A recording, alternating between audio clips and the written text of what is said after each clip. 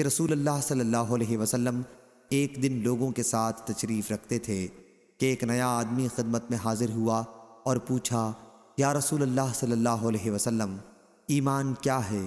حضرت صلی اللہ علیہ وسلم نے فرمایا کہ ایمان یہ ہے کہ تم اللہ اور اس کے فرشتوں، رسولوں اور اس کی ملاقات پر ایمان لاؤ اور قیامت کے دن پر ایمان لاؤ۔ انہوں نے پوچھا، یا رسول اللہ صلی اللہ علیہ وسلم، اسلام کیا ہے؟ حضرت صلی اللہ علیہ وسلم نے فرمایا، اسلام یہ ہے کہ تنہا اللہ کی عبادت کرو اور کسی کو اس کا شریک نہ ٹھہراؤ، نماز قائم کرو اور فرض زکوٰۃ ادا کرو اور رمضان کے روزے رکھو۔ انہوں نے پوچھا، یا رسول اللہ صلی اللہ علیہ وسلم، احسان کیا ہے؟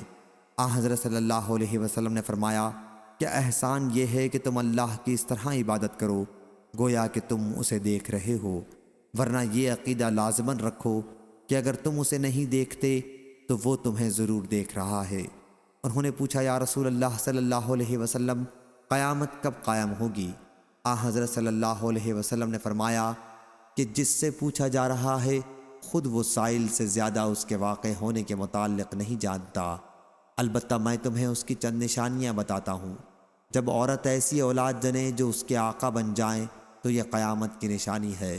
جب ننگے پاؤں ننگے جسم والے لوگ لوگوں پر حاکم ہو جائیں تو یہ قیامت کی نشانی ہے۔